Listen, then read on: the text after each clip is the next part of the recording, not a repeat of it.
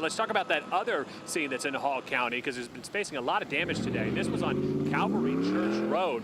Now, we were there earlier today. What happened is that it was a lot of water mixed in with a water line break that actually caused a huge section of the road to just wash away. You see in the video, it's really incredible, a big section of road. So that particular road is closed right now. I was just talking to emergency management, asking if there's any kind of timeline. They said right now there's no estimate as far as when that road is going to be cleaned up and when that road will be repaired, because obviously quite a bit of work there to do. I asked, okay, what's the message for tonight? They said the biggest thing they're going to be concerned about, there are still more roads they're likely going to have to close in the county.